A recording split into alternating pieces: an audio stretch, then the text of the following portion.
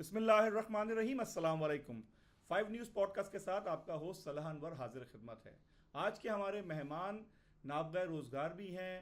سب سے زیادہ کہہ لیجئے کہ اس پوڈ کاسٹ کے اندر معنی خیز اور سب سے زیادہ پر اثر گفتگو کا بھی حامل انہی کو کہا جائے گا، کیونکہ ان کا جو علم و کلام ہے وہ نہ صرف پاکستان بلکہ پوری دنیا کے لیے ایک مثال ہے. حکومت پاکستان کی طرف سے ان کو چیئرمین FBR کے عہدے پہ فائز کیا گیا، اور ساتھ ہی ساتھ اپنے شعبے کے اندر مہارت ہونے کے ساتھ ساتھ یہ موجودہ حالات اور اس کے تناظر میں بھی ایک وسیع گرفت رکھتے ہیں. آئیے ان کا تعارف آپ کو کراتا ہوں. جناب شبر زیدی صاحب، السلام علیکم سر. وعلیکم السلام. ویلکم ٹو دا شو سر. خیریت سے ہیں آپ؟ اللہ کا شکر. سر سب سے پہلے تو آپ کو بہت بہت مبارکباد ہو. آج خبروں کی زینت تھا کہ پاکستان کا اسٹاف لیول معاہدہ IMF کے ساتھ دوبارہ پا گیا اور ہمیں قسط ملنے کی بھی نوید سنائی گئی. سر کچھ اظہار خیال کریں. دیکھیں، بسم اللہ الرحمن الرحیم. شکریہ نیوز چینل 5 کا انہوں نے موقع دیا. دیکھیں، بات یہ ہے کہ یہی ہماری بدقسمتی ہے کہ ہم لون کی قسط کے ملنے کو خوش قسمتی کہہ رہے ہیں. ایک قوم جو ہے، جو 25 کروڑ کی قوم ہے، اس کو $2.3 بلین کا لون ملنے کی امید ہے، مل جائے گا. اس کو ہم کہہ رہے ہیں کہ بڑی خوش قسمتی کی بات ہے کہ اب ایک آدمی میں قرضہ دینے کے لیے تیار ہو گیا. یہ ایک بدقسمتی کی اینڈ ہے. 2.3 بلین روپیز جو ہے، جو ایلون مسک کی جو ویلتھ ہے، وہ اس سے مطلب پورے پاکستان کی GDP کے آس پاس چل رہی ہوتی ہے. ٹھیک ہے، تو یہ ہماری بدقسمتی ہے کہ پاکستان میں صحیح باتیں نہیں پریزنٹ کی جاتی. ہمیں یہ لکھنا چاہیے کہ ہم بدقسمت ملک ہیں کہ جو بار بار قرض لے رہے ہیں اور ہم قرض لینے جا رہے ہیں، اور آج ہماری خوش قسمتی ہو گئی کہ ہمیں نیا قرض مل گیا. یہ ہے نا. اس کے علاوہ آپ کیا کہنا چاہ رہے ہیں؟ آپ یہ کہنا چاہ رہے ہیں کہ ہمیں قرض مل گیا، اچھی بات ہے. شبر صاحب، قوم کے لیے تو یہی ان حالات میں، قوم کے لیے کیا، ایک آدمی کو، ایک خاندان کو قرض مل جائے کہ اچھی بات ہے. یہ میں یہ پوچھ رہا ہوں آپ کو. درست فرما رہے ہیں. شبر صاحب مجھے یہ بتائیے کہ پاکستان جب وجود میں آیا جی، تو موجود پاکستان بانی پاکستان جناب قائد اعظم رحمۃ اللہ علیہ نے جو اس پاکستان کو ملک بنا کے ہم کو دیا، تو اس کا نام تھا ریپبلک آف پاکستان. اور 1956 کے آئین کے بعد اس کا نام اسلامی جمہوریہ پاکستان ہو گیا. تو کہ قائد کے ویژن کے خلاف تو کوئی نام نہیں رکھ دیا گیا اس کا؟ دیکھیں، دو باتیں ہیں، تھوڑی سی میں آپ کو کلیریفائی کر لوں. ایک تو آپ ایک تھوڑا آگے بڑھے. آپ نے کہا قائد اعظم رحمۃ اللہ علیہ، تھوڑے دن بعد آپ کہیں گے رضی اللہ تعالیٰ عنہ، یہ بھی کہہ دیں گے. ٹھیک ہے جی، خدا. تو میرا مقصد ہے لوگوں کو ایک لمٹ میں رکھیں. قائد اعظم بڑے باعزت انسان تھے، بہت بڑا ان کا رول ہے، مگر ہم اپنے القابات میں، اپنی چیزوں میں بہت آگے بڑھتے جا رہے ہیں، اور عربی کے الفاظ استعمال کر کر کے ہم یہ سمجھتے ہیں کہ ہم کسی کوئی ان کو ایک پریسٹیج دیتے ہیں. فار ایگزامپل، آپ نے شاید آج دیکھا نہیں دیکھا، کوئی TV پہ چل رہا تھا کہ جی آج کوئی ابھی 28 تاریخ کو پاکستان کی وہ ہوگی، آزادی کا جشن منایا جائے گا، کیونکہ وہ رمضان کے حساب سے. جی بالکل. آپ یہ کر لیں، کوئی حرج نہیں ہے، مگر یہ آپ کنفیوژن مزید ملٹیپلائی کر رہے ہیں، اس سے کوئی فائدہ نہیں ہوگا. ٹھیک ہے، پہلی بات. دوسری بات، یہ بات بڑی سمپل سی ہے کہ قائد اعظم محمد علی جناح جو تھے، وہ پاکستان مسلم لیگ کے صدر تھے. اور اس کے اوپر میں آپ سے کسی وقت، آج نہیں، کسی وقت اگلے پروگرام میں کبھی بحث کروں گا کہ پاکستان کس نے بنایا. اس کے اوپر میں آپ سے ایک پورا 6 گھنٹے کا پروگرام کر سکتا ہوں کہ پاکستان کس نے بنایا. ٹھیک ہے، اور پاکستان کیسے بنا. اس کے اوپر عائشہ جلال کی کتاب ہے. اس کے اوپر جسونت سنگھ نے کتاب لکھی ہے، دا پارٹیشن آف انڈیا. ٹھیک ہے. قائد اعظم اس مسلم لیگ کی تحریک کے رہنما تھے، جس نے اس پوزیشن کو لے کے آگے چلے اور ایک ڈیسیجن لیا. ہمیں یہ یاد رکھنا چاہیے کہ قائد اعظم محمد علی جناح نے اور مسلم لیگ نے 1946 میں کیبنٹ پلان کو ایکسیپٹ کیا تھا. کیبنٹ مشن جو کیبنٹ پلان تھا، اس کو ایکسیپٹ کیا تھا، اور اس میں پاکستان نہیں تھا. 46 میں، 46 کی بات کر رہا ہوں میں، 46 کی. اور 47 میں پاکستان بن گیا، جون 47 کو فیصلہ ہو گیا. اور قائد اعظم نے یہ ایکسیپٹ کر لیا کہ ہمیں آدھا پنجاب اور آدھا بنگال ملے گا. ہوا؟ بالکل ہوا. یہ کیا تھا؟ چلے وہ الگ کہانی ہے، سے میں نے کہا میں آپ سے کسی وقت بعد میں بات کروں گا. اب آپ آ جائیں کہ اسلامک ریپبلک اور نان اسلامک ریپبلک. دیکھیں، جب یہ ملک بن گیا، ٹھیک ہے، اور قائد اعظم محمد علی جناح نے جب پاکستان بنایا تو اس کا نام تھا ریپبلک آف پاکستان. ٹھیک ہے. اچھا، اس کے بعد اس ملک میں ایک آئین نہیں آیا. آئین نہیں آیا، الیکشن نہیں ہوا. کیوں نہیں ہوا؟ آپ نے کبھی غور کیا کیوں نہیں ہوا الیکشن؟ اس لیے نہیں ہوا کہ ویسٹ پاکستانیز بنگالی کو میجورٹی دینے کو تیار نہیں تھے، اور وہ اس چکر میں تھے کہ کسی طریقے سے کوئی رستہ نکلے جس میں یہ برابری کا سلسلہ بنایا جائے. اور اس کے بعد قائد اعظم کے انتقال کے بعد اور لیاقت علی خان کے قتل کے بعد 2 بیوروکریٹس نے پاکستان پہ قبضہ کر لیا، غلام محمد اور چودھری محمد علی. بالکل ٹھیک ہے. چودھری محمد علی، غلام محمد صاحب تو ایک میرے ذاتی حساب سے وہ ایک ڈیفرنٹ ٹائپ کے آدمی تھے. وہ پیر وارث شاہ آف دیوا شریف کے مرید تھے. پتہ ہے آپ کو؟ پیر وارث شاہ آف دیوا شریف کے مرید تھے. وہ ایک الگ کہانی ہے. چودھری محمد علی نہایت اسٹرانگ مذہبی خیالات رکھتے تھے، اور انہوں نے اپنی پوزیشن ہٹنے کے بعد ایک پارٹی بنائی تھی، اس کا نام تھا نظام اسلام پارٹی، اور وہ نظام اسلام پارٹی سمیل جماعت اسلامی کا دوسرا نام تھا. تو چودھری محمد علی کے ذہن میں پاکستان کا جو نقشہ تھا، یہ چودھری محمد علی کے ذہن میں تھا، اور کسی کے ذہن میں نہیں تھا. یہ آپ یاد رکھیے گا کہ چودھری محمد علی کے ذہن میں تھا. اور میں اس کو بولتا ہوں جالندھری پاکستان. یعنی کہ پنجاب بیس پاکستان. نہیں، پنجاب تو بہت اچھی جگہ ہے بھائی. جلندھر نے 3 بڑے آدمی پیدا کیے ہیں. ایک آدمی تو میرا لیڈر ہے، 2 آدمی کو میں نہیں مانتا، وہی جلندھر ہے. دو آدمی جو ہیں، ایک ہے جنرل ضیاء الحق اور ایک ہے چودھری محمد علی. یہ تینوں جلندھری ہیں. چودھری محمد علی بھی جلندھری ہیں. اچھا ہاں سوری، ایک اور عبدالحفیظ جلندھری نہیں، اور نہیں عبدالحفیظ جلندھری. ایک اور بدترین آدمی، بدترین کہنا چاہیے اس کو، اور اس نے بڑی نقصان پہنچایا پاکستان کو، جسٹس انوار الحق. تو یہ جو جلندھری پاکستان ہے نا، جلندھری پاکستان کو پاکستان نہیں سمجھے، یہ جلندھری پاکستان ہے. یہ پاکستان نہیں ہے. پاکستان ہمارے بڑوں نے بنایا تھا، جنہوں نے 1946 میں، دیکھیں ٹرائی ٹو انڈرسٹینڈ، 1946 میں الیکشن ہوا. اس الیکشن میں یہ ڈیسائیڈ ہوا کہ مسلم لیگ مسلمانوں کی جماعت ہے یا نہیں ہے. ٹھیک ہے. جو صوبے آج پاکستان کا حصہ نہیں ہیں، انہوں نے ساری سیٹیں مسلمانوں کو دیں. اور جو آج پاکستان، اچھا ایسٹ پاکستان نے دی، بنگال نے دی. جنہوں نے نہیں دی وہ کون ہے؟ پنجاب فرنٹیئر. پنجاب میں گورنمنٹ بنی 46 کے بعد یونینسٹ کی، فرنٹیئر میں گورنمنٹ بنی کانگریس کی. Sindh was the only province, Sindh میں برابر آ گیا، اور سندھ میں ٹاس ہوا. تو جو آج پاکستان ہے، یہ 46 کی ووٹنگ میں پاکستان نہیں تھا.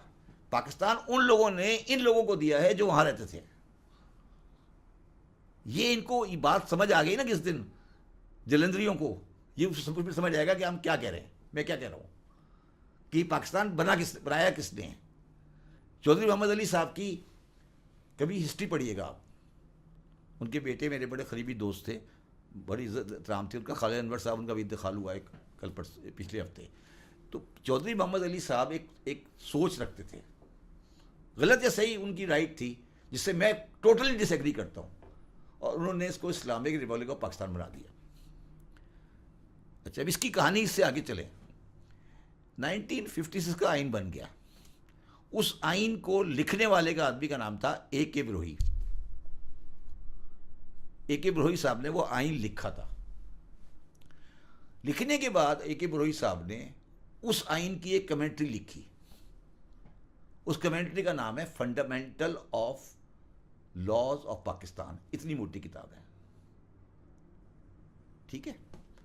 اور وہ کتاب پاکستان میں کسی کتاب کی دکان پہ اویلیبل نہیں ہے. کیا وجہ سر؟ کیا وجہ اس کی سر؟ بتاتا ہوں میں آپ کو. کسی کتاب کی دکان پہ اویلیبل نہیں ہے. بروہی صاحب نے اپنی زندگی میں اس کتاب کو ضائع کروا دیا. انہوں نے کہا اس کتاب کو پبلک نہیں کرو. اور وہ کتاب اتنی اچھی کوالٹی کی کتاب ہے کہ باہر کی یونیورسٹیوں میں کانسٹیٹیوشنل لاز کے اوپر وہ کتاب پڑھائی جاتی ہے. میں نے ایک بندے کو کہہ دیا، ایک دفعہ آکسفورڈ کا ایک پروفیسر تھا، میں نے کہا یار یہ کتاب لکھی ہے بروہی صاحب نے. کہا نہیں سر، سوال ہی پیدا نہیں ہوتا، یہ تو کوئی کتاب ہی نہیں ہے، بٹور صاحب کی کتاب ہی کوئی نہیں ہے. وہ آکسفورڈ سے کراچی آ گیا میرے پاس. اس نے مجھے کہا سر آپ کہہ رہے ہیں کتاب لکھی ہے، میں نے اس کو کتاب دکھا دی، میرے پاس ہے کتاب. وہ میں نے کہا یہ کہاں سے آئی؟ مجھے پوچھ لگا یہ کہاں سے آئی؟ میں نے کہا جی میں نے پاکستان لا ہاؤس سے خریدی ہے. اس نے مجھے کہا کہ اس نے کسی ایک کی کتاب لے کے فوٹو کاپی کرائی ہوئی بتا کے بائنڈنگ بنائی ہے یہ. میں نے وہ پاکستان لا ہاؤس سے 2 کتابیں خریدی اور ایک بزنس ریکارڈر کے وامک صاحب کو دے دی, ایک میں نے خود رکھ لی. بروہی صاحب کی جو بہن تھی وہ قائم علی شاہ صاحب کی بیوی تھی. ان کا بیٹا اسد علی شاہ میرے ساتھ پڑھتا ہے, میرے ساتھ یہ کیا تھا اس نے. میں نے اس کو فون کیا, میں نے کہا یار اسد تمہارے ماموں نے یہ کتاب لکھی ہے, اس کی لڑکی ہے شاید بروہی صاحب کی, ان سے پتہ کرو. اس نے کہا جی ہاں ابا نے کتاب لکھی تھی مگر کہا تھا کہ اس کو دفاع کرو. ٹھیک ہے, اچھا سنیں, اب سنیں بات پوری سنیں, پھر آپ کو سمجھ آئے گی پاکستان کا مطلب کیا. اس کتاب میں 100 صفحے لکھے ہوئے ہیں اس بات کے اوپر کہ یہ اسلامک کا مطلب کیا ہے.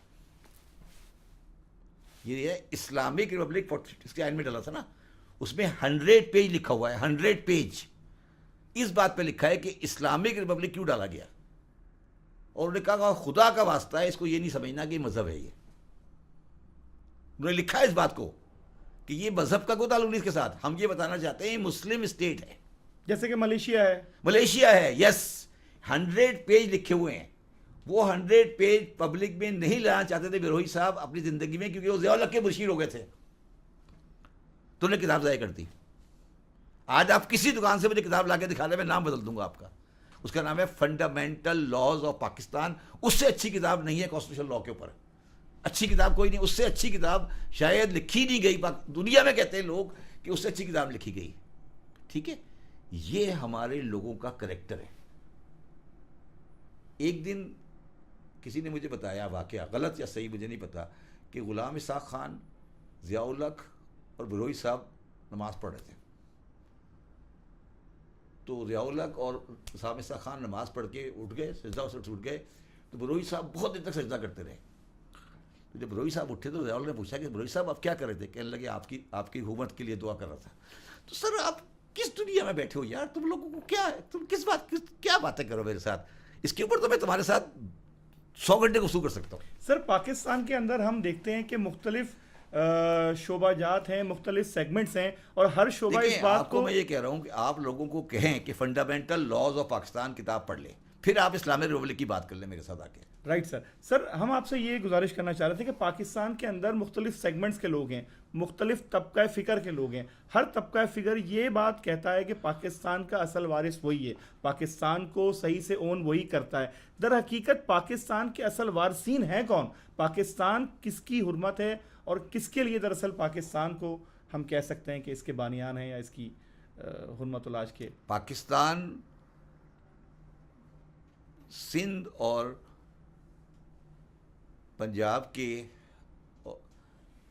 جاگیرداروں کے اور ان لوگوں کے جنہوں نے لون لیے ہوئے تھے ہندوؤں سے, ان کی سیکورٹی کے لیے بنایا گیا تھا.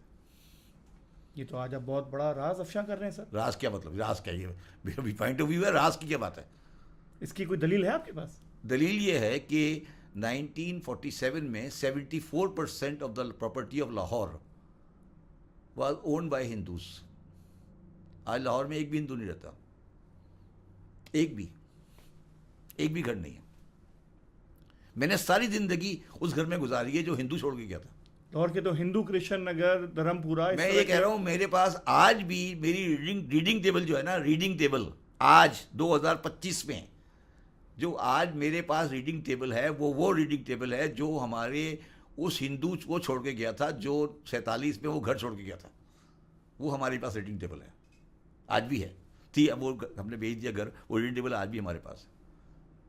74% of the property in Lahore was held by Sindh کے تمام زمیندار ہندو بنیوں کے تحت کے ہاتھوں قرضدار تھے یا نہیں تھے. آپ پوچھ لیں, جائیں ہائی کورٹ میں نکال کے دکھائیں کہ ہائی کورٹ میں کس کے پاس کتنی زمینیں تھیں, کیا ہوا سندھ میں, کیا ہوا, کیا آپ بتائیں کیا ہوا, کیا حالات تھے مسلمانوں کے فائنینشیل جب پاکستان بنا ہے. میں آپ سے یہ پوچھ رہا ہوں. سر ہمیں تو یہ سننے کو ملتا ہے کہ یہ ہماری پشتینی زمینیں ہیں, آبائی جاگیردار ہیں. میں آپ سے یہ پوچھ رہا ہوں نا, اس کو چھوڑ دینا, آبائی جاگیردار ہے. میں یہ پوچھ رہا ہوں لاہور کے گھر کس کے تھے, ڈیوس روڈ کس کا تھا, ایجنٹ روڈ کس کا تھا, مال روڈ کس کی تھی, مال روڈ پہ کتنے گھر مسلمانوں کے تھے یہ بتا دینا مجھے. لاہور میں مال روڈ ہے نا, مال روڈ پہ کتنے گھر ہندوؤں کے تھے, کتنے مسلمانوں کے تھے, پتہ کر لو, چیک کر لو جا کے. اور یہ جو ہمیں تاریخ پڑھائی جاتی ہے کہ پاکستان دراصل ایک ایسا خطہ ہوگا جہاں مسلمان آزادی کے ساتھ رہیں گے، اپنی پریکٹسز کو، اسلام کو فلرش کریں گے. کر تو رہے ہیں یار. بقرعید کے دن گائے کاٹ کے سڑک پہ پھینکتے، سر پھینک دیتے ہیں. اور کیا کریں گے؟ اور تمہیں کیا چاہیے؟ اور تمہیں کیا چاہیے؟ فٹ پاتھ پہ افطاریاں کر رہے ہیں، اور کیا چاہیے؟ اور کون سا اسلام تمہیں چاہیے؟ تمہیں کیا چاہیے؟ تم کیا چاہ رہے ہو؟ تمہیں کون سا اسلام چاہیے؟ تم کیا کہنا چاہ رہے ہو؟ گائے کاٹتے ہیں، سڑک پہ پھینک دیتے ہیں، افطاریاں کر رہی ہیں، تراویحاں چل رہی ہیں، نمازیں چل رہی ہیں. پریشانی کیا ہے؟ کیا پریشانی ہے؟ تم ہنس کیوں رہے ہو؟ سر اسلام کی جو اصل، کیا اسلام کی اصل ہے؟ یہی اسلام کی اصل ہے. اور کیا اصل بتاؤ نا. سر اصل جو اسلام کی کیا رسول اللہ کا جو پیغام ہے، انسانیت کا، رواداری کا، ایک دوسرے کے ساتھ ایثار کا. ہو تو رہے، ایک دوسرے کو افطاری کرا رہے ہیں. اور کیا کریں یار؟ جان دے دیں. افطاری کرا رہے ہیں، غریبوں کو افطاری کرا رہے ہیں، بکرے کا گوشت کھلا رہے ہیں. جو بکرے کا گوشت سوچ بھی نہیں سکتا اس کو بکرے کا گوشت کھلا رہے ہیں. کیا کریں؟ مسجد میں اے سی لگائے ہوئے ہیں، مسجد میں ٹھنڈا پانی ہے. اور کیا کریں؟ جان دے دیں. سر یہ تو سب آسانیاں ہیں، یہ تو سہولت ہیں. تو کیا کریں؟ اور ہم تو دراصل اس اسلام کو ڈھونڈنے کے لیے بیدار بیٹھے ہیں کہ جو کہ رسول اللہ کا پیغام تھا. اس کے لیے پھر آپ کو سویڈن جانا پڑے گا. غیر مسلم ملک سویڈن اسلام ڈھونڈنے سویڈن جو کہ ہاں اس لیے جانا پڑے گا. سعودی میں بھی ملے گا آپ کو. سعودی میں تو خیر چھوڑ دینا. ایران میں بھی نہیں ملے گا. وہاں ہالینڈ میں ایک بندہ قتل ہو گیا. ہالینڈ میں ایک بندے نے قتل کر دیا. تو انہوں نے یہ انالائز کیا کہ یہ بندے نے قتل کیوں کیا ہے، کیا وجوہات تھیں. اور آپ کو پتہ ہے ہالینڈ میں جیلیں توڑی جا رہی ہیں کہ مجرم نہیں ہے. پتہ ہے آپ کو یہ بات؟ وہاں جیلیں توڑی جا رہی ہیں کہ مجرم ہی نہیں ہے، خالی پڑی رہتی ہیں. ہمارے یہاں بندے کے سعودی عرب میں ٹکا ٹک گردنیں کاٹ رہے ہیں. تو تم کس دنیا میں رہ رہے ہو؟ سر یہ تو قرآن کا قانون ہے. کیا کہ جب کوئی شخص جرم کا مرتکب ہوتا ہے تو پھر اس کے لحاظ سے قرآن کے اصول کے مطابق چوری کا ہاتھ کاٹا جاتا ہے، اور قرآن و حدیث پہ عمل کرایا. کتنے ہاتھ کاٹے تھے رسول اللہ علیہ وسلم نے؟ بتاؤ، لسٹ بتاؤ ذرا، مجھے نکال کے بتاؤ لسٹ. مجھے رسول اللہ صلی اللہ علیہ وسلم کی زندگی میں ایک آدمی بتا دو، ایک آدمی جس کو زنا کی سنسار کیا گیا ہو. اگر ہے تو مجھے بتا دو. یعنی کہ آپ یہ کہتے ہیں رسول اللہ کے دور میں نہ تو کسی کو سنسار کیا میں گیا. آپ سے یہ پوچھ رہا ہوں کہ میں نہیں کہہ رہا، آپ بتاؤ نا. تم تو اسلامی سزاؤں کے ماننے والوں، تم مجھے بتا دو کہ یہ آدمی رسول اللہ صلی اللہ علیہ وسلم نے سنسار کیا اسلامی سزا کے بنیاد پہ. رسول اللہ کو گواہی مل گئی، اس کو سنسار کر دیا کہ زنا کر رہا تھا. کوئی ہے؟ یعنی کہ ایسی کوئی روایت ہم کو یا کوئی واقعہ ہم کو کتاب میں نہیں ملتا. اگر ہے تو وہ خود آ کے اس نے کہا. بات سمجھے گا کیا کہہ رہا ہوں؟ یک طرفہ فیصلہ نہیں کیا گیا، آپ کہنا چاہتے ہیں؟ نہیں. اسلام میں زنا کی سزا 4 گواہ ہیں. کوئی کیس ہوا رسول اللہ کے زمانے میں 4 گواہ کا؟ میں آپ سے یہ پوچھ رہا ہوں. اور یہ جو دوسری یار آگے چلو، آگے نہیں جاؤ. ابھی صرف یہ بتاؤ اتنی آگے کیوں جا رہے ہو؟ 4 گواہ زنا کا کوئی کیس ہوا؟ سر اس موضوع پہ تو کوئی یار میں آپ سے سمپل سوال کیا میں نے. اب اتنی لمبی کہانی نہیں دو. مجھے بتاؤ 4 گواہ کے ساتھ زنا پہ کوئی سزا رسول اللہ نے دی نہیں دی؟ میرے علم میں ہاں یا نہ؟ ختم ہوئی بات. میرے علم میں نہیں. ختم ہوئی، قصہ ختم ہو گیا. پھر آپ کیوں پریشان ہو؟ لیکن ہم تو وہی بات کریں گے نہ تو 4 گواہ ہوں، نہ کبھی 4 گواہ ہوں گے، نہ سزا ہوگی. جوش میں علی آبادی نے کہا ہے کہ یہ سزا زنا کی نہیں ہے، یہ بے وقوفی کی سزا ہے. یہ سزا بے وقوفی کی ہے، زنا کی نہیں ہے. تو بھائی آپ سزاؤں کو، حدود کو اسلام نہیں سمجھو. میں آپ سے یہی پوچھ رہا ہوں نا کہ رسول اللہ صلی اللہ علیہ وسلم کی زندگی میں گواہی کی بنیاد پر کتنے لوگوں کو زنا کی سزا دی گئی؟ مجھے یہ بتا دو.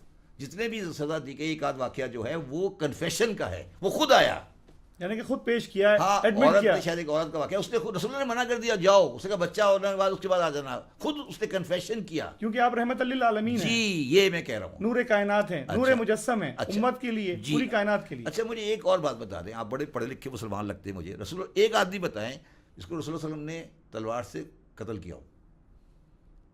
ایک بندہ بتا دیں. 82 غزوہ میں شرکت کی ہے آپ نے. 82 غزوات میں رسول اللہ صلی اللہ علیہ وسلم نے شرکت کی ہے. بنفس نفیس خود بذات خود پرسنلی. یعنی کہ سرایہ کی بات نہیں ہو رہی، غزوات کی بات. غزوات کی بات 82 کے قریب غزوات ہیں جی. ان میں کسی ایک بندے کو بندہ آگے یہ کہہ دے کہ مجھے رسول اللہ صلی اللہ علیہ وسلم نے قتل کیا ہے. کبھی تلوار کو ہاتھ ہی نہیں لگایا. یہ ہے رحمت للعالمین. شبر زیدی صاحب، بریک سے پہلے ہم کچھ گفتگو کر رہے تھے رحمت للعالمین صلی اللہ علیہ وآلہ وسلم کی رحم دلی کا. یہ رحم دلی آگے کے ان کے کہہ لیجئے کہ پیش رو میں اور ان کے جو آنے والے لوگ رہے ان میں کس حد تک رہی اور کس طریقے سے پھر اس کی انٹرپریٹیشن آج کے دور میں نظر آتی ہے، کچھ اس پہ بیان کریں. دیکھیں ایک بات ہمیشہ یاد رکھیں جو لوگ سمجھتے نہیں ہیں، دنیا میں سارے مذاہب انکلوڈنگ اسلام، وہ مذہب آتا ہے غریبوں کے لیے اور انصاف کے لیے. ہر مذہب، دنیا کا ہر مذہب، کوئی ایسا مذہب نہیں ہے جس نے امیروں کے تھرو اسٹارٹ، جو امیروں کو پروٹیکٹ کرتا ہو. وہ ہمیشہ غریبوں کے ساتھ اٹھتا بیٹھتا ہے. گوتم بدھ لے لیں، رسول اللہ علیہ وسلم لے لیں، حضرت عیسیٰ لے لیں، کوئی بندہ، کوئی مذہب دنیا کا ایسا نہیں ہے جو غریب آدمی کے ساتھ نہیں چلا ہو. کبھی امیر آدمی کے لیے نہیں آتا مذہب. یہودیت کے لیے بھی آپ کو یہ خیال ہے؟ یہودیت کا بھی یہ پوزیشن ہے. وہ عام یہودی تھے، ان کے بادشاہ نہیں تھے. حضرت موسیٰ کے ساتھ جو گئے تھے وہ یہودیت عام یہودی تھے، وہ کوئی بادشاہ نہیں ہوتے. مذہب اللہ تعالیٰ کا آتا ہی غریب اور عام آدمی کے لیے ہے. اسلام سمیت جب بھی مذہب کا لانے والا انتقال کرتا ہے تو جو امیر آدمی کے خلاف وہ مذہب آیا ہوتا ہے وہ جا کر اس مذہب کو ٹیک اوور کر لیتے ہیں.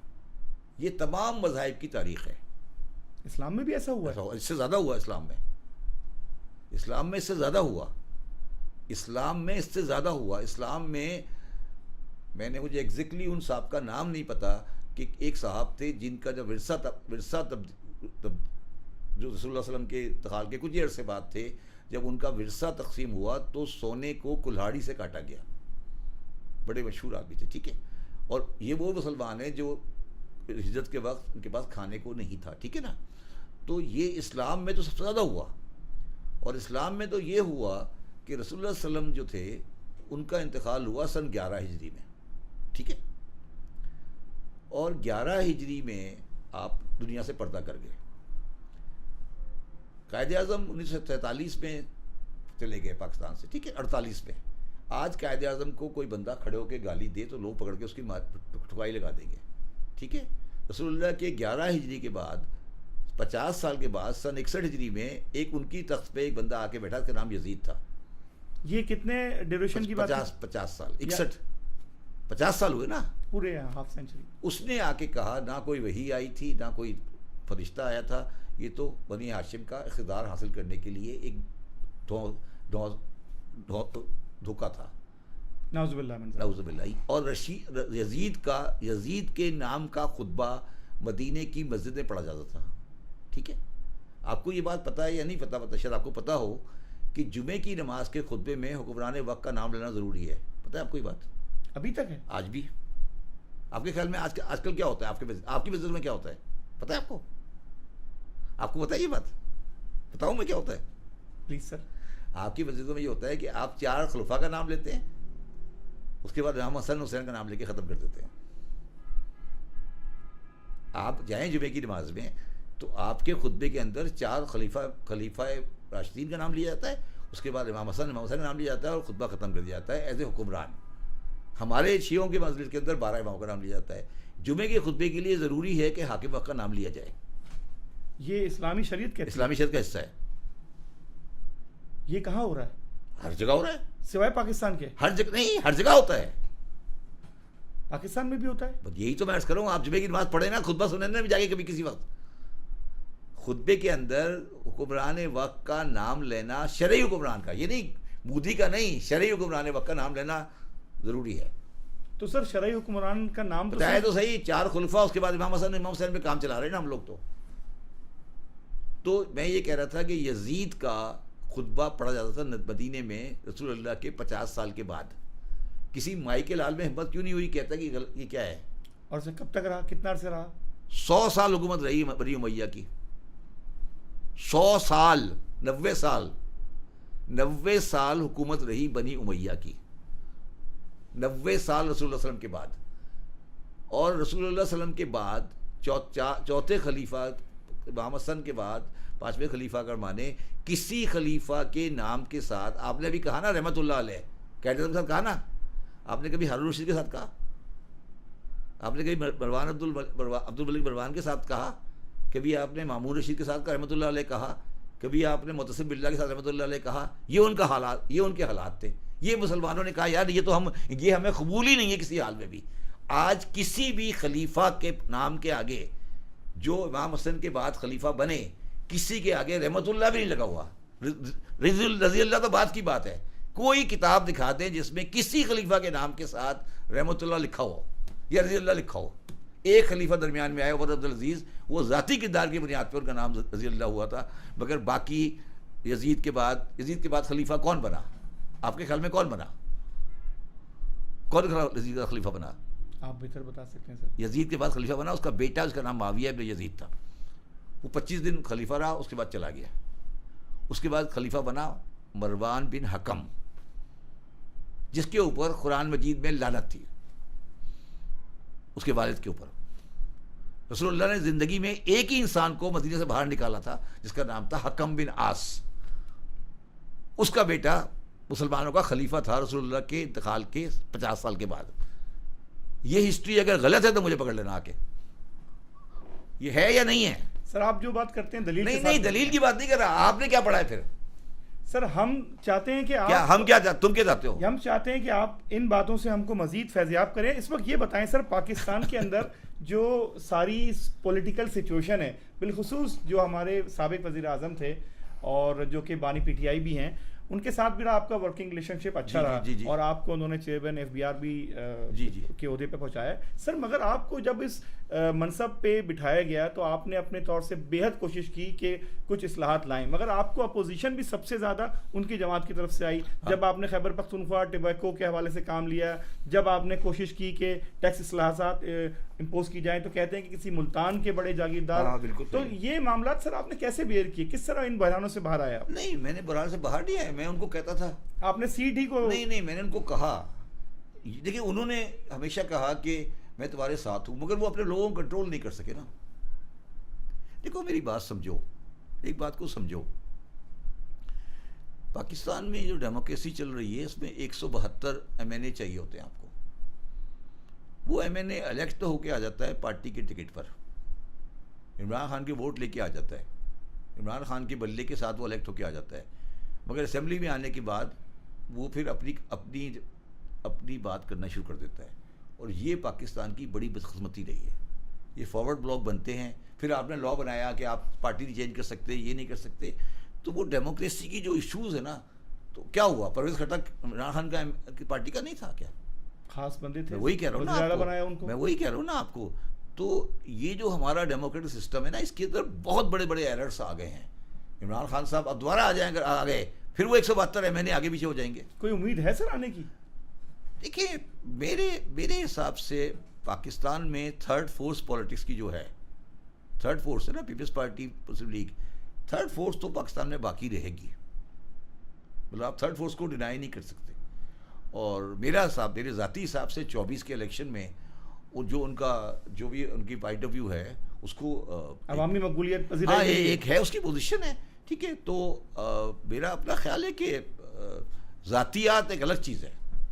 ذاتی کیس ہو گیا, یہ کیس ہو گیا, وہ کیس ہو گیا, وہ ایک الگ سبجیکٹ ہے. 9 مئی کے واقعات اس کا وہ الگ واقعات ہیں. مگر ایک پارٹی جو ہے, ایک تھرڈ فورس کی پارٹی جو کہ ان لوگوں پہ مشتمل ہے جو ان کے خیالات سے ہم آہنگ ہے, وہ اپنی جگہ باقی رہے گی.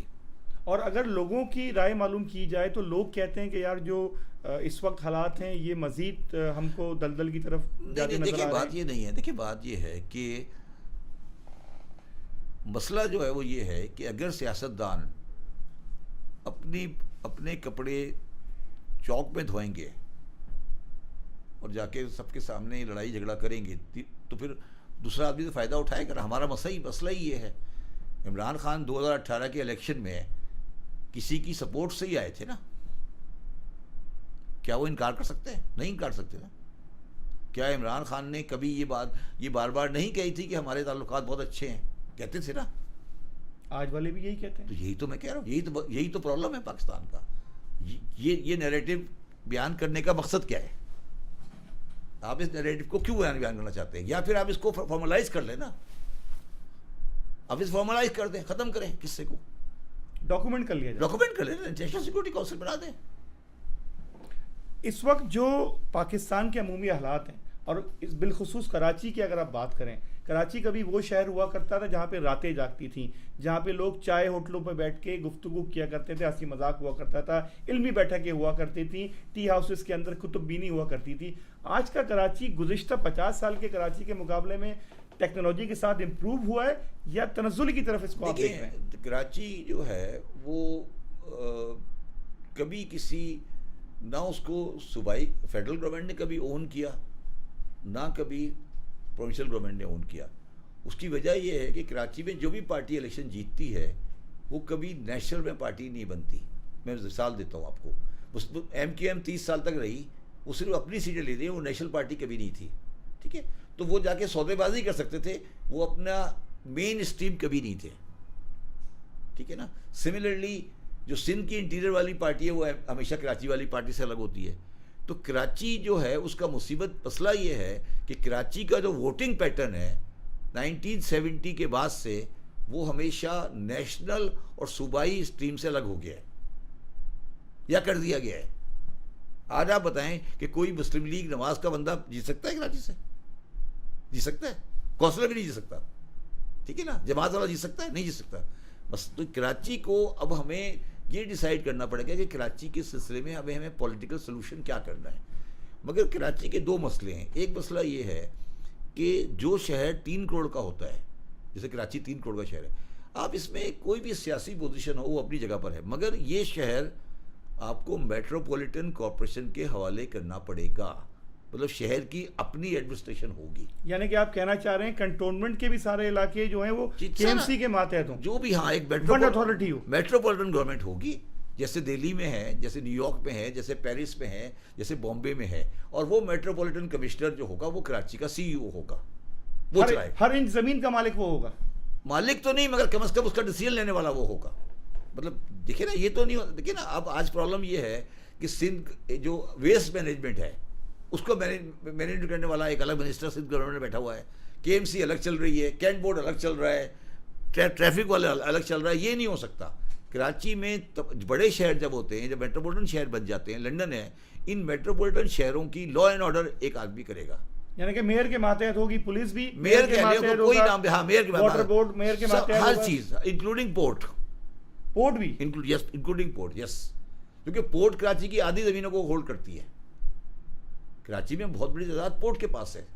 مطلب نیو یارک کی جو پورٹ اتھارٹی ہے وہ نیو یارک کے آدھے شہر کو چلاتی ہے, اور اس کا مالک میئر ہوتا ہے. میئر مطلب اس کی ایڈمنسٹریشن منتظم جو ہے, ہاں, منتظم جو ہے. تو آپ کو ایک بورڈ بنانا پڑے گا جو کراچی کو چلائے گا, سیاسی ہو غیر سیاسی ہو.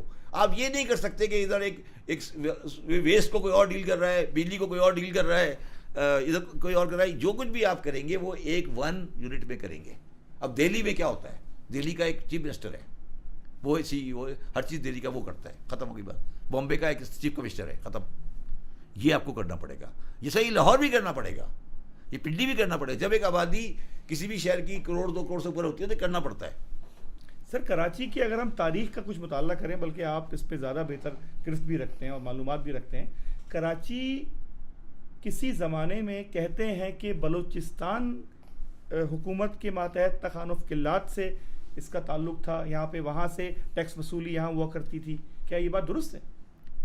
دیکھیں, یعنی کہ ان کا کوتوال یہاں سے ٹیکس کلیکٹ کر کے میری جو اسٹڈی یہ کہتی ہے کہ جو سندھ کی باؤنڈری ہے between Sindh and Karachi, Sindh and Balochistan, وہ باؤنڈری ملیر ریور ہے.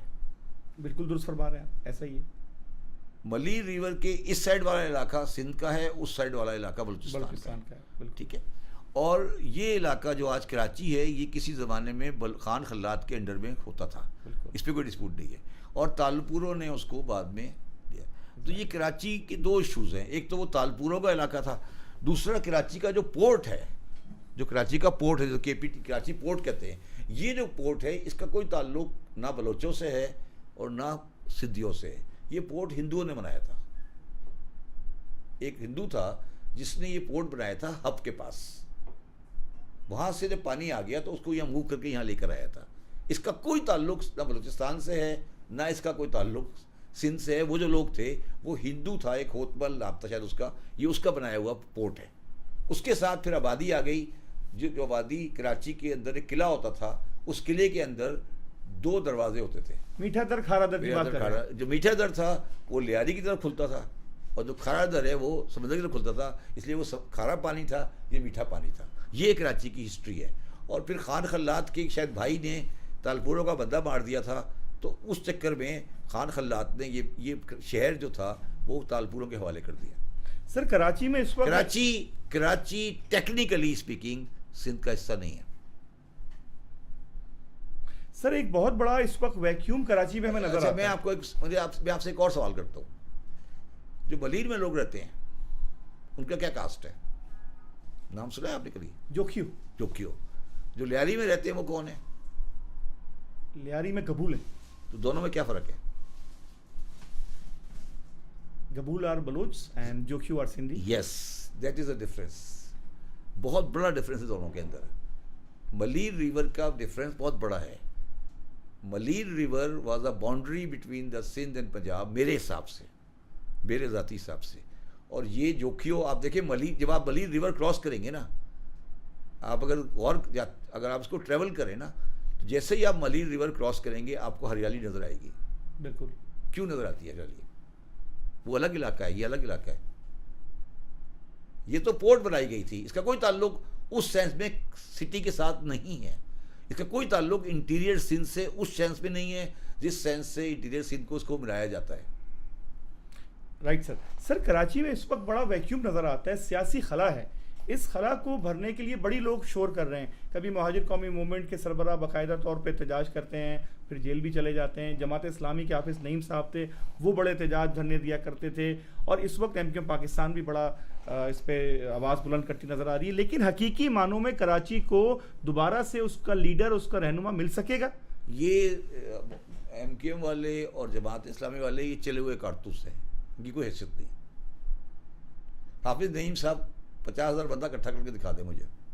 دونوں میں سے کوئی ایک آدمی 10,000 بندہ اکٹھا کر کے دکھا دے، 5,000 کر کے دکھا دیں مجھے. یہ دونوں چلے ہوئے کارتوس ہیں، ان کا کوئی تعلق نہیں ہے کراچی کی پولیٹکس سے. ان کا کوئی تعلق نہیں ہے، کوئی ذرہ برابر تعلق نہیں ہے. ریئل پولیٹکس سے یہ دونوں آؤٹ ہیں. یہ صرف اخباروں کی حد تک ہیں، بیانوں کی حد تک ہیں، بینر کی حد تک ہے، بس. اس سے زیادہ کوئی حیثیت نہیں ان کی ہے. بتا دیں آپ، کوئی ہے؟ یہ بیٹھا ہوا ہے ووٹ ڈالے گا، آپ ڈالیں گے؟ کوئی ہے؟ ان کی کوئی حیثیت ہے؟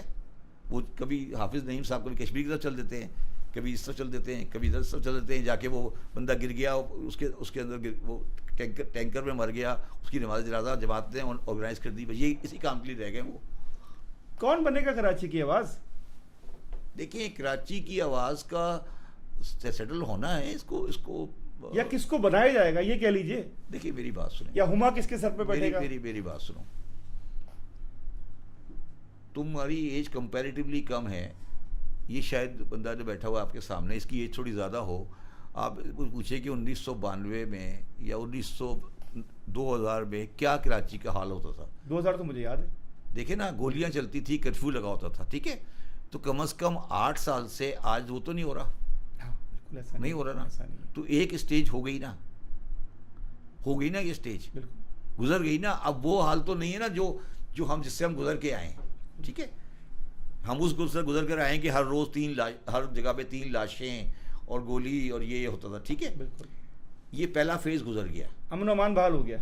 نہیں مطلب ایک فیز تھا وہ گزر گیا، ٹھیک ہو گیا، بلڈ شیڈنگ ختم ہو گئی.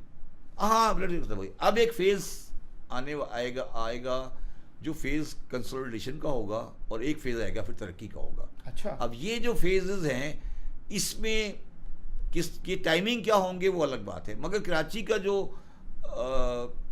اور شاید جو سندھ کے جو انٹیریئر سندھ کے لوگ ہیں وہ اب شاید خود ریئلائز کرنے لگے ہیں کہ شاید ان کے بس کا کام نہیں ہے کراچی کو چلانا. چیف منسٹر صاحب کو خود اندازہ ہے کہ ان کی بس کا کام نہیں ہے یہ. انہیں کراچی کے لوگوں کو انوالو کرنا پڑے گا. انہوں نے میئرشپ لے کے دیکھ لی، کچھ نکلا نہیں. لیکن میئرشپ ہے نا ان کے پاس، بالکل ہے. کیا ہوا؟ تو یہ ہمیں دیکھنا پڑے گا، اور انشاءاللہ تعالیٰ یہ چیز ہونے والی ہے اور یہ مسئلہ حل ہو جائے گا. کراچی میں جو سب سے بڑی بات ہے جو لوگوں کو ریئلائز کرنا چاہیے، جو ہم ریئلائز نہیں کرتے، کراچی میں 3 کمیونٹی رہتی ہیں اور ان کے رہنے میں یا ان کی شناخت میں کوئی برائی نہیں ہے. اردو اسپیکنگ، پٹھان پنجابی اور سندھی، تینوں کی تقریباً 1/3 کے آس پاس کی پوزیشن ہے. اور کراچی شہر اب ان تینوں کی کمبائنڈ سوچ سے چلے گا. اگر مہاجر یہ سمجھتے ہیں کہ ہم شہر کو کنٹرول کر لیں گے، وہ بیوقوف ہیں. اگر پٹھان سمجھتے ہیں کہ وہ کنٹرول کر لیں گے وہ بیوقوف ہیں، اور سندھی سمجھتے ہیں کہ وہ کنٹرول کر لیں گے وہ بیوقوف ہیں. بامبے شہر میں یہی پوزیشن ہے. ایک مراٹھے رہتے ہیں جو بال ٹھاکرے والے ہیں، ایک گجراتی رہتے ہیں جو بودھی والے ہیں، اور ایک رہتے ہیں آپ کے یہ جو یو پی بہار سے جو یو لوگ پی آتے بہار ہیں. والے ہیں، اور تینوں مل کے بمبے چلاتے ہیں. یہی پوزیشن نیو یارک میں ہے. نیو یارک میں اٹیلین بھی رہتے ہیں، آئرش بھی رہتے ہیں، اور جوز بھی رہتے ہیں. تو یہ دنیا کے بڑے شہروں میں اس طرح کے کلسٹرز ہوتے ہیں. اب آپ ان تینوں کے درمیان میں لڑائی کرا کے رہنا چاہتے ہیں وہ الگ بات ہے، دوستی کر کے رہنا چاہتے ہیں دوستی کر کے رہ لیں، مگر یہ تینوں رہنا ہے. اب آپ اگر مہاجر یہ کہہ رہے ہیں کہ پٹھان کو مار دیں گے وہ بھی بیوقوف ہیں، پٹھان یہ کہہ رہے ہیں کہ مہاجروں کو مار دیں گے وہ بھی ڈفر ہیں، اور اگر سندھی کہہ رہے ہیں کہ وہ حکومت کریں گے وہ بھی ڈفر ہیں. ان کو یہ سب بیکار کی باتیں کر رہے ہیں، مگر یہ تینوں آئیڈینٹی باقی رہیں گی. یہ آپ کہیں گے آئیڈینٹی ختم کر دیں، یہ بھی غلط ہے. آج بھی آپ چلے جائیں، آج بھی جو میئر ہوتا ہے نیو یارک کا وہ 90% اٹیلین ہوتا ہے. وہ کوئی 300 سال پہلے اٹلی سے آئے تھے مگر وہ اپنے آپ کو اٹیلین نیو یارک بولتے ہیں. وہ لیوجانی اور جولانی یہ سب اٹیلین ہیں. جو آج کے جتنے بھی نیو یارک کے میئر ہوتے ہیں نا وہ اوریجنلی اٹیلین ہوتے ہیں سارے. یعنی کہ ان کا اوریجن جو ہے وہ نہیں ان کی باقاعدہ کمیونٹیز ہوتی ہیں. مطلب وہ باقاعدہ گینگسٹرز ہیں ان کی گروپ سے پورے. مطلب وہی چیز ہے جو آج کراچی میں ہے. یہ غلط فہمی ہے ہماری. نیو یارک میں جیوز کا وہی حال ہے جو کراچی میں ہے، کراچی میں لوگوں کا ہے. بالکل ان کے گروپس ہیں، ان کی آبادیاں ہیں، ان کے اپنے ووٹ بینکس ہیں، ان کے گیٹوز ٹائپ تھے پہلے. تو یہ کوئی برائی نہیں ہے، یہ بڑے شہر میں ایسا ہی ہوتا ہے. سر کراچی کو اس وقت اگر ہم دیکھتے ہیں، کراچی کے اندر کچرا نظر آتا ہے، کراچی کے اندر لوڈ شیڈنگ اس لیے نظر آتا ہے نا کہ کراچی کا کوئی والی وارث نہیں ہے نا. کراچی میں گیس بھی ختم ہو گئی ہے اب تو. میں وہی عرض کر رہا ہوں نا، کراچی میں کیونکہ اس لیے سمجھ میں آ رہا ہے، مگر جو چیز اب پاکستان گورنمنٹ کو سمجھ آنی شروع ہو رہی ہے آہستہ آہستہ، اور ٹائم لگے گا کہ اگر وہ کراچی کو نہیں چلائیں گے تو پاکستان نہیں چلے گا. سر ہم کراچی پہ بات کر رہے تھے، کراچی کے حالات پہ آپ نے بڑی زبردست بات کی. اس وقت کراچی کے اندر آپ آئے دن دیکھ رہے ہیں کہ ٹینکرز لوگوں کو مار رہے ہیں، ڈمپرز کے مسائل ہیں. سر یہ خبریں پہلے بھی ہوتی تھی؟ میرا خیال ہے یہ کوئی اس پہ کھیل رہا ہے. پہلے بھی ہوتا تھا، جس طرح اس کو اچھالا جا رہا ہے مجھے میں I am not very clear. لیکن لوگوں کا اتنا بڑی تعداد میں اموات ہو جانا اور لوگوں کا نہیں یار، میں یہی پوچھ رہا ہوں نا کہ ڈمپر یہ کل سے شروع ہوئے ہیں کیا؟ مطلب یہی پوچھ رہا ہوں میں آپ کو کہ ڈمپر جو بندے مار رہے ہیں پہلے اب کل سے شروع ہوئے ہیں یا پہلے سے مار رہے تھے؟ یہ کب سے آئے ڈمپر؟ کئی سالوں سے سر. کئی سالوں سے نہیں، مطلب کم از کم 10 سال تو ہو گئے ہوں گے نا. تو 10 سال پہلے یہ بات کیوں نہیں آئی سامنے؟ اور اکثر جو لوگ جو شہید ہو جاتے ہیں ان کے گھر والے بھی کسی کمپنسیشن کے منتظر رہتے ہیں، اور جو لوگ مارتے ہیں نہ وہ کراچیائٹ ہوتے ہیں نہ ان کے پاس لائسنس ہوتے ہیں. اس موضوع پہ آپ کی کیا رائے ہے؟ دیکھیے یہ تو جو لوگ ڈمپر یہ جو چلاتے ہیں، ڈمپر والے جو لوگ ہیں اور یہ جو باہر سے آتے ہیں جو بیٹھے ہوئے ہیں، جو فرنٹی افغانی ٹائپ لوگ افغانی ہیں اور یہ لوگ ہیں، یہ ان کو آپ کو گریجولی سسٹم میں لانا پڑے گا، ٹھیک ہے. اور مگر ہمارا پرابلم یہ ہے کہ ہمارا جو میڈیا ہے خاص طور پہ وہ ان کو گلیمرائز کرتا ہے. آپ نے کبھی 5-10 سال پہلے یہ بڑے بڑے بالوں والے پٹھان دیکھے تھے؟ یہ کہاں سے آئی یہ چیز؟ آپ نے کبھی سوچا ہے؟ یہ ڈمپر والوں کے جو لیڈر صاحب ہیں ان کے بڑے بڑے بال ہیں پٹھانوں والے، یہ کہاں سے آیا ہے؟ یہ آپ کے خیال میں کیا چیز ہے؟ یہ طالبان کا ڈریس ہے. طالبان کہتے ہیں کہ جو آپ نے جو ہیئر کٹ کیا ہوا ہے نا یہ غیر اسلامی ہے، اس کو وہ انگلش ہیئر کٹ کہتے ہیں. اور وہ کہتے ہیں کہ رسول اللہ علیہ وسلم کا ہیئر کٹ یہ نہیں تھا، وہ پیچھے کر کے بال اس طرح کرتے تھے. تو یہ وہ اسلام کے یہ وہ چیزیں لانے کی کوشش کی جا رہی ہے جو کہ معاشرے کو گڑبڑ کو خراب کرنا ہے. یعنی کہ آپ کہنا چاہ رہے ہیں کہ کراچی میں طالبانائزیشن کو امپوز کرنے کی کوشش طالبانائزیشن کلچر کو آگے بڑھانے کی کوشش ہو رہی ہے، اور اس میں بہت بڑا رول مذہبی اداروں کا ہے. سر مذہبی لوگ تو کہتے ہیں کہ یار مذہبی لوگ مجھے بتائیں نا، مذہبی لوگ اب آپ سے یہ کہنے لگے ہیں کہ بال اس طرح کٹائیں، آپ کے بال کو وہ ایکسیپٹ ہی نہیں کرتے. دیکھیں نا میرا مقصد ہے میں نہیں کہہ رہا کہ رسول اللہ صلی اللہ علیہ وسلم کے بال کس طرح کٹتے، اپنے بال کس طرح کٹاتے تھے، مگر یہ ساری چیزیں وہ تھیں جو جن کو ہم سیٹل کر چکے تھے. اب ان چیزوں کو دوبارہ زندہ کیوں کیا جا رہا ہے؟ میرا مقصد ہے یہ چیزیں کیوں آ رہی ہیں؟ بتائیں نا، یہ ساری چیزیں کیا بنیادی مقاصد ہیں پاکستان بننے کے؟ یہ کیوں آ رہا ہے؟ مذہبی جماعتوں کو کیوں لایا جا رہا ہے؟ اب ایک مذہبی جماعت والا کا میں نے پروگرام دیکھا، وہ کہہ رہا ہے کہ آپ بتائیں جو گھر میں کیلے لائیں اس کو کس طرح رکھنا چاہیے. دیکھا تھا آپ نے؟ جی بہت مشہور ہوا ہے. تو پھر آپ مجھے بتائیے، اگر آپ اس طرح کے لوگوں کے ساتھ ڈیل کرنا شروع کریں گے تو کیا ان کی فالوئنگ دیکھی ہے آپ نے؟ اور وہ وہی لوگ ہیں جو بالوں کو اس طرح کٹاتے ہیں. سر میں تو طفل مکتب ہوں، آپ علم کا دریا ہیں. میں ایک بات چھوٹی سی آپ سے پوچھتا ہوں. رسول اللہ صلی اللہ علیہ وآلہ وسلم نے جب اس دار فانی سے پردہ فرمایا، رحلت ہوئی، آپ کی انتقال ہوا، تو کہتے ہیں کہ آپ کی جو ذرا تھی وہ ایک یہودی کے پاس گروی رکھی ہوئی تھی. یس. اور یہودیوں کے ساتھ بھی اس وقت لین دین اور اس طرح کے معاملات ہوتے تھے. مطلب رسول اللہ نے تو اس حالت میں دنیا سے رحلت فرمائی اور یہودیوں کے ساتھ ریلیشن شپ بھی تھے. مدینہ کی جو حکومت تھی اس نے بھی یہودیوں کو اپنے ساتھ انگیج رکھا ہوا تھا، اور اس رحمت للعالمین کی جو رحمت تھی وہ سب کے لیے یکساں تھی. اس کا ہمیں اتنا فقدان کیوں نظر آتا ہے اس موجودہ دور حکومت یا اس موجودہ دور اسلام میں؟ اس لیے نظر آتا ہے بالخصوص پاکستان میں. دیکھیں، اس لیے نظر آتا ہے کہ جو نالائق آدمی ہوتا ہے نا، نالائق، وہ کمپٹیشن سے ڈرتا ہے. کیونکہ مسلمان بحیثیت قوم نالائق ہو چکے ہیں، تو وہ چاہتے ہیں کہ ہمارے معاشرے میں کوئی قابل آدمی رہے ہی نہیں، اس کے ہمارے علاوہ کوئی ہو ہی نہیں. رسول اللہ صلی اللہ علیہ وسلم تو ایک بہت بڑے انسان تھے نا، تو ان کو کوئی پریشانی نہیں تھی نا کہ میرے سامنے کون رہ رہا ہے. ہم سارے ہیں نالائق. اب ہم نے کہا یار کوئی پڑھا لکھا یہودی آ گیا، پڑھا لکھا عیسائی آ گیا، اس نے کوئی اچھی بات کر دی تو ہمارا کیا بنے گا؟ انہوں نے کہا یار ان کو فارغ کرو. یہ ایک بنیادی کانسیپٹ ہے. اور یہ آپ نے مجھ سے پہلا سوال کیا تھا نا کہ پاکستان کیوں بنایا تھا اور یہ بنایا تھا. یہ جب کبھی آپ بات کریں گے میں آپ کو بتاؤں گا کہ یہ کیوں. میں نے آپ کو کیا کہا، کیوں یہ جو جاگیرداروں نے کیوں ہندو کو فارغ کیا؟ انہیں قرضے لیے ہوئے تھے. اب انہوں نے کہا ہندو تو میری ایسی تیسی پھیر دے گا، تو انہوں نے کہا یار ان کو فارغ کرو. یہی ہوا ہے نا. تو یہ جو بھی انسان کمپٹیشن سے ڈرے گا وہ ہمیشہ مذہبی، لسانی اور قومیت کی بنیاد پر لوگوں کو الگ کر دے گا. سر قرآن کو پڑھنا اور قرآن کا مطالعہ کرنا ہر مسلمان کا ذوق و شوق بھی ہے اور فرض بھی ہے، لیکن قرآن کو سمجھنے کے لیے ہم اتنی جو تشریحات اور اس کی کہہ لیجئے کہ ڈیٹیل میں جانے کے لیے کسی نہ کسی کے پاس جاتے ہیں. تو کیا آپ کو لگتا ہے کہ کوئی ایک تشریح، کوئی ایک تفسیر ایسی ہے جو سب کو ایک پیج پہ لے کے آ جائے، پوری امت کو؟ دیکھیں، قرآن میں 6666 آیتیں ہیں، اور میں نے یہ کام شروع کیا ہوا ہے اور وہ کسی وقت میں کمپلیٹ نہیں کر سکا، وہ درمیان میں رکا ہوا ہے.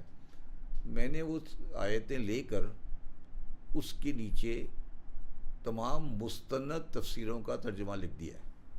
ماشاءاللہ. شاید کوئی 15 پارے ہو چکے ہیں. ترجمہ ہے، تفسیر نہیں ہے، ترجمہ صرف ہے.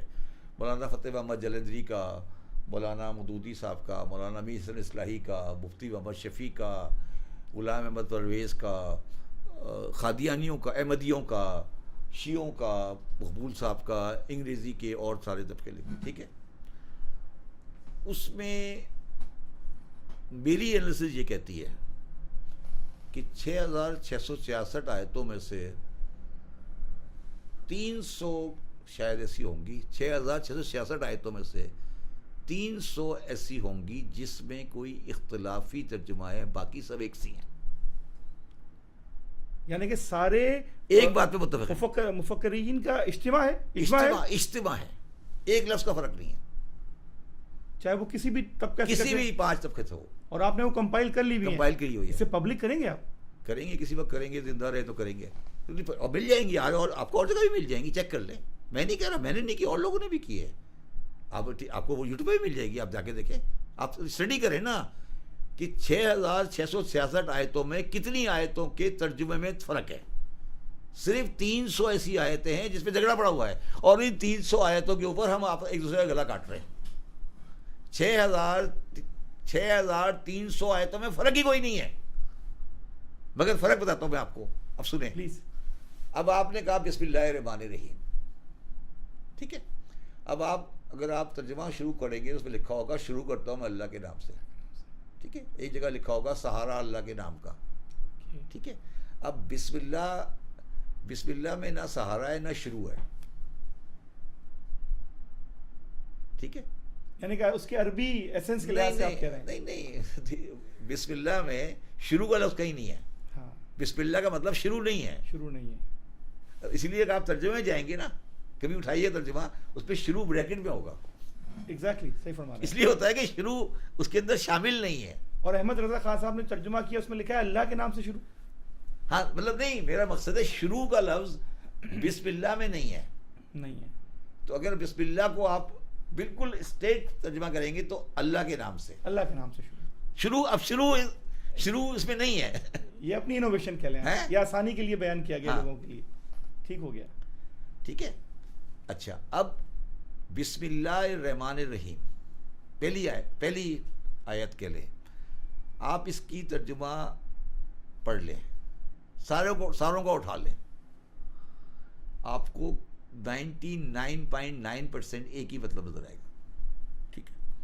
اب ہمارے مولویوں کو یہ چاہیے کہ وہ 6300 آیتیں جو بالکل کامن ہے جس کا ترجمہ وہ آپ کو دے،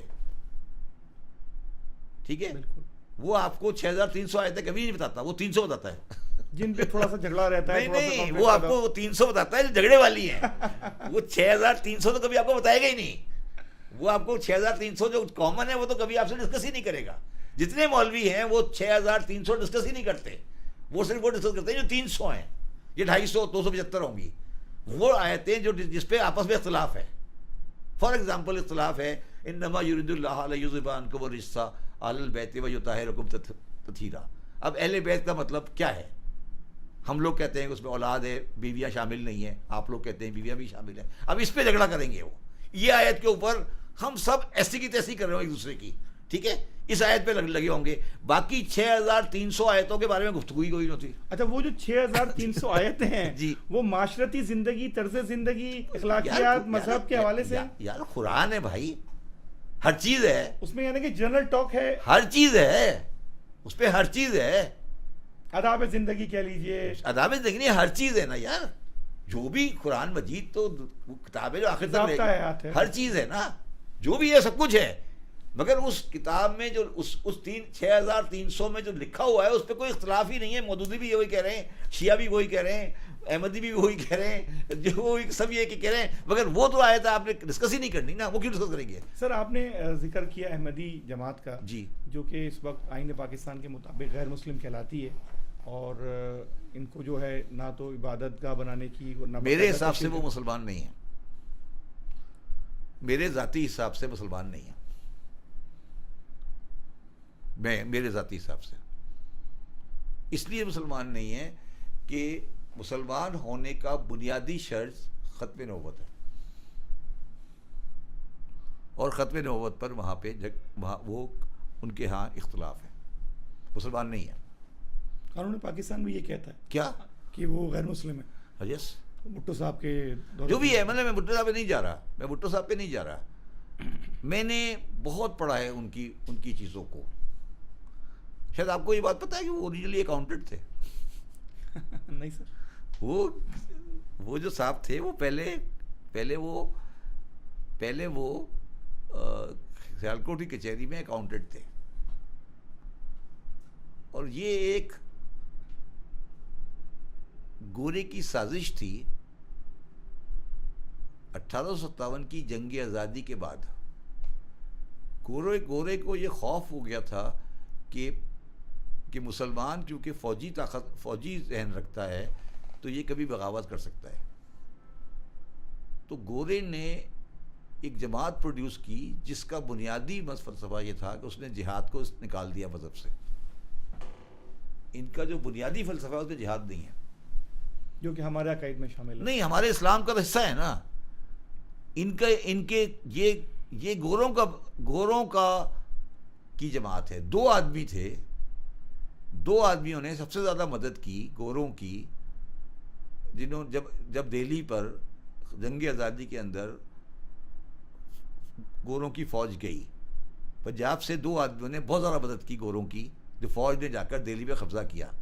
ان 2 آدمیوں میں ایک آدمی کا نام تھا, ایک آدمی نہیں, مرزا غلام مرتضیٰ, جو کہ مرزا غلام احمد کے والد صاحب تھے, اور ایک آدمی کا نام تھا شاہ محمود قریشی, جو کہ شاہ محمود قریشی کے گرینڈ فادر کے فادر تھے. یہ وہ جو لوگ ہیں جنہوں نے سب سے زیادہ سب سے بڑی سپورٹ دی تھی انگلش آرمی کو ٹو کیپچر دہلی. مرزا غلام مرتضیٰ صاحب جو تھے, یہ سب سے بڑے سپورٹر تھے انگلش آرمی کے ٹو کانکر دہلی. اس وجہ سے ان کے پاس یورپ میں بڑی فیسلٹیز ہیں. اور جو دوسرے خاندان کا آپ نے ذکر کیا, وہ تو پاکستان کی سیاست میں فعال رہا. اور نہیں چلو وہ بھی ہے یار, یہ سارے اب آج تو سب بڑے ہو گئے نا یار, آج تو سب بڑے ہو گئے نا, آج تو سب بڑے ہو گئے نا. 1857 کی جنگی آزادی میں 1857 کی جنگی آزادی جو کہتے ہیں, یا انگلش غدر کہتے ہیں, اس میں ہزاروں آدمی توپوں کے سامنے رکھ کے اڑا دیا گیا. ٹھیک ہے, کون تھے وہ کون تھے, کتنے لوگ تھے, کہاں سے آئے تھے وہ, ان کی اولادیں کہاں ہیں, ان کو آپ نہیں پوچھتے کوئی. جو گوروں کے سارے ٹاؤٹ ہیں وہ آپ کے لیڈر ہیں. ٹاؤٹ ہے نا سارے, ہیں یا نہیں ہے, بتا دیں مجھے. نہیں ہے تو آپ کا ایک نقطہ نظر ہے. نقطہ نظر کیا مطلب ہے, بتا رہا ہوں آپ کو. آپ مجھے بتائیں نا کون کون ٹاؤٹ ہے, آپ نام بتائیں میں بتاتا ہوں کون. آپ نام بتا دیں میں بتاتا ہوں کہاں سے آیا تھا. آپ ایک نام بتا دیں میں بتا دوں گا کہاں سے آیا تھا. سر انگریزوں نے جب میں آپ سے پوچھ رہا ہوں, آپ مجھے پاکستان کے ایک بڑے آدمی کا نام بتا دیں اور یہ بتاتا ہوں آیا کہاں سے تھا. سر آپ کی معلومات کو تو چیلنج کرنا نہیں, میں معلومات چیلنج نہیں کر رہا, میں آپ کی کنسیپٹ نکالنا چاہتا ہوں کہ مسلم لیگ جو تھی, مسلم لیگ ایک واقعہ ہوا تھا 1919 میں جلیاں والا باغ میں. ٹھیک ہے, اس جلیاں والے باغ میں ہزاروں سے زیادہ آدمی مر گیا تھا. بالکل ٹھیک ہے, اسٹریٹ فائرنگ کی گئی تھی, اس میں اسٹریٹ فائرنگ امرتسر میں ہوا تھا. جی ہاں. علامہ اقبال کہاں رہتے تھے؟ سیالکوٹ, لاہور میں. کوئی نظم ہے اس واقعے پہ؟ جی,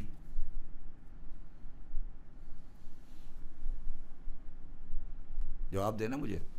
میرے علم میں نہیں ہے سر. نہیں علم میں نہیں ہے, بتاؤ نا ذرا, سوال جواب دو نا کہ علامہ اقبال کی کوئی نظم ہے.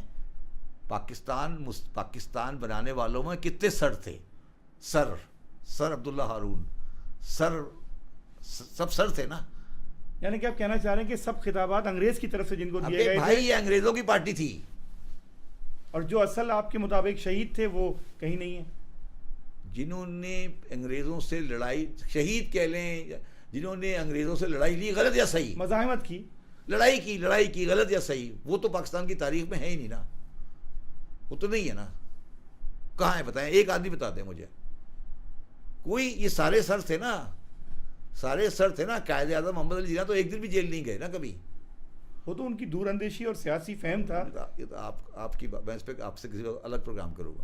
ٹھیک ہے نا. تو لیاقت علی خان بھی نواب تھے, ناظم الدین بھی سر تھے, سارے ہی سر تھے نا. کون سر محمد یامین صاحب بھی سر تھے, نواب اسماعیل خان بھی سر تھے, کون نہیں تھا بتایا نا مجھے. آغا خان بھی یہ تھے. تو سارا, میں یہ نہیں کہہ رہا اچھے یا برے لوگ نہیں تھے, میں یہ کہہ رہا ہوں they were closer to Europe to Britishers. Right sir. یعنی کہ آپ کے کہنا یہ کہ جو اصل پس پردہ جو آپ یہ کہہ رہے ہیں کہ نہرو اور گاندھی, ابوالکلام آزاد بیوقوف سے جو جیل چلے گئے, جناح صاحب عقلمند تھے جو جیل نہیں گئے, یہ کہہ رہے ہو.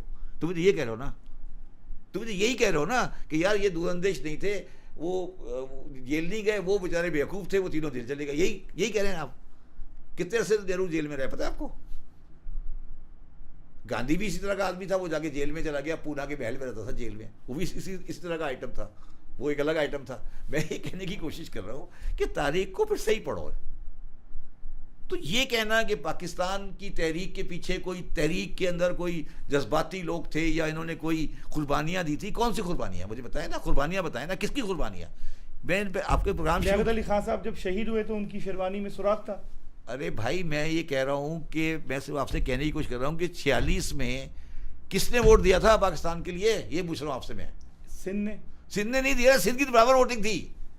میں یہی تو بتا رہا ہوں آپ کو، سندھ کے اندر برابر آگے تھے. سندھ میں اپوزیشن اور مسلم لیگ برابر تھی.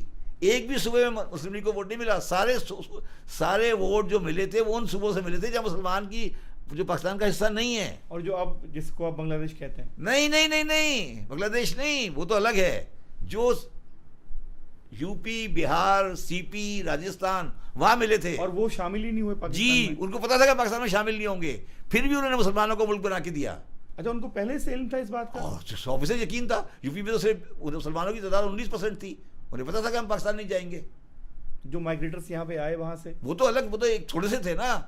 جو لوگ یو پی میں ووٹ ڈال رہے تھے مسلم لیگ کو، کیا انہیں پتا نہیں تھا کہ یہ پاکستان یہاں نہیں بنے گا؟ پتا تھا نا. انہوں نے کیوں بنایا پاکستان؟ تمہارے خیال میں کیوں بنایا؟ مسلمانوں کو ایک الگ خطہ مل سکے مذہبی آزادی کے ساتھ رہنے کا. اپنے کے لیے نہیں، کسی اور کے لیے. اسے قربانی کہتے ہیں. درخت لگایا آنے والے کو سایہ مل سکے، نسل کو. نہیں، قربانی کس نے بھائی کے لیے دی؟ بھائی کے لیے دی. یہ کہہ رہا ہوں میں آپ کو. سمجھ آئے تو بھائی نے اس کا لحاظ کیا.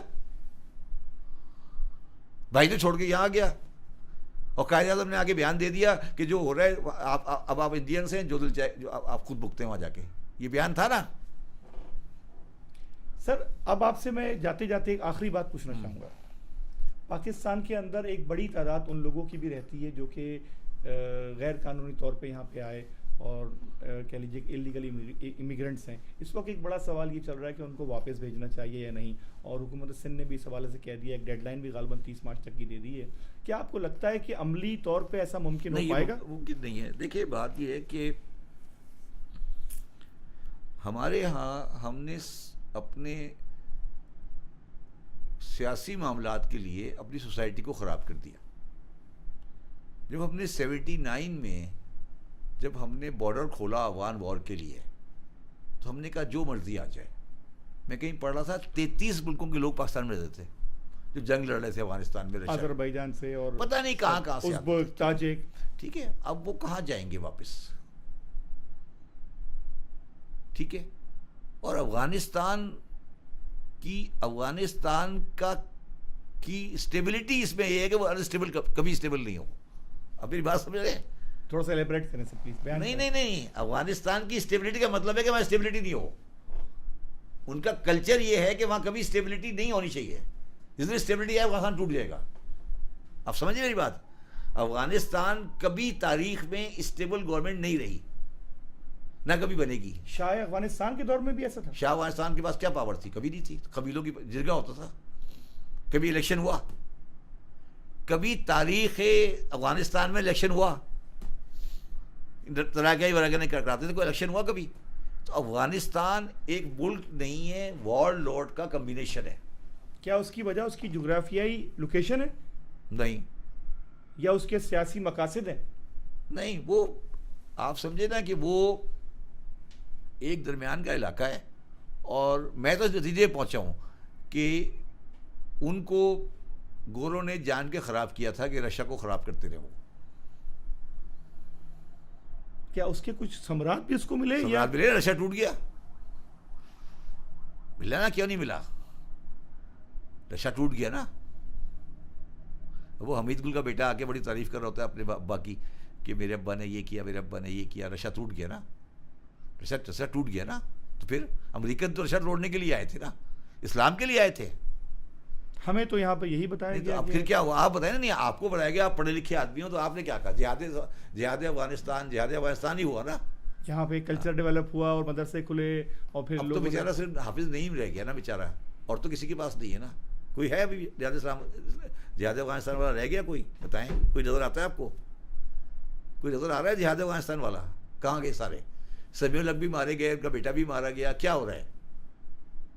یہ سب ہو رہا ہے نا. دیکھیں، افسوس کی بات یہ نہیں ہے.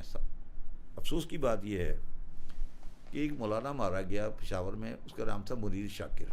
کب کی بات ہے سر؟ ہاں ریسنٹ پاس کا ابھی ریسنٹلی ریسنٹ پاس میں نے بڑے بڑے بہت بڑے ناسبی دیکھے ہیں زندگی میں, سنے ہیں. ناسبی وہ لوگ ہوتے ہیں جو حضرت علی اور امام حسین کو غلط کہتے ہیں. میں نے اس دن اس کی بات سن کے حیران رہ گیا جو اس نے بیان دیا. اس نے پہلے کہا یزید رحمۃ اللہ علیہ, شروع وہ اس پہ ہوا. اس کے بعد اس نے کہا کہ میرے حساب سے حضرت علی حضرت عثمان کے قاتل تھے. میں یہ سوچ رہا تھا, حضرت علی نے تو اپنے دونوں بیٹوں کو ان کی حفاظت سے مامور کیا. میں یہ کہہ رہا ہوں, نہیں میں یہ سوچ بلوائیوں کے سامنے میں یہ سوچ رہا تھا کہ 2025 میں ایک بندہ یہ کہہ رہا ہے, ایک بندہ کہہ رہا ہے نا 2025 میں کہہ رہا ہے نا, اس نے کہا پبلکلی کہا نا, تو کبھی سوچو کہ سن 40 ہجری میں کیا ہوتا ہوگا. نہ میڈیا تھا اس وقت, نہ کسی طرح کی کوئی کمیونیکیشن. کس طرح کی زندگی ہمارے لوگوں نے گزاری ہے, جس کے بعد بھی وہ زندہ ہیں, کہ کس طرح کے لوگ پیدا ہوئے جو 25 میں آ کے بھی انسان نہیں بنے. آج وہ کہہ رہا ہے پبلکلی, مطلب 25 میں آ کر 2025 میں یزید رحمۃ اللہ علیہ کہہ رہا ہے. چلے ٹھیک ہے یار آپ کے, مگر آپ پبلک ڈسکورس میں کہہ رہے ہو نہیں, اور یہ کہہ لو یزید رحمۃ اللہ کہہ دو, مجھے کوئی اعتراض نہیں ہے. وہ یہ کہہ رہا ہے کہ حضرت علی عثمان کے قاتل تھے. اب میں آپ کی بات سے ڈس ایگری اور ایگری کر سکتا ہوں, مگر یہ بات ریئلائز مسلمانوں کو کرنی چاہیے کہ حضرت علی مسلمانوں کے متفقہ خلیفہ ہیں. تو اگر وہ اس کی بات صحیح ہے تو ایک قاتل خلیفہ تھا, یہ کہہ رہے ہیں آپ. شبر زری صاحب کی یہ پرمغز گفتگو, یہ فیض کا دریا اور یہ علم پہ گرفت یقینی طور پہ ایک نشست کی متحمل نہیں ہو سکتی. شبر زری صاحب کے ساتھ ہم یہ گفتگو مزید آگے بڑھائیں گے اپنی اگلی نشست میں, لیکن آج کے لیے ہم ان سے اجازت چاہیں گے. آپ کا بہت شکریہ سر, آج آپ تشریف لائے, اپنی نشست کے اندر اپنی مصروفیات سے وقت نکالا. 5 نیوز کی طرف سے آپ کا بہت شکریہ, اس درخواست کے ساتھ کہ ایک دفعہ دوبارہ ہمیں موقع دیجیے گا کہ ہم آپ کے ساتھ مزید علم کی باتیں کر سکیں. آج کی اس پوڈ کاسٹ سے اپنے ہوسٹ صلاح انور کو اجازت دیجیے, اس درخواست کے ساتھ کہ ملک پاکستان کی ترقی استحکام کی خاطر اپنا کردار ادا کرتا رہیں, ملک سے پیار کرتے رہیں اور پاکستان کے لیے آواز بلند کرتے رہیں. شکریہ.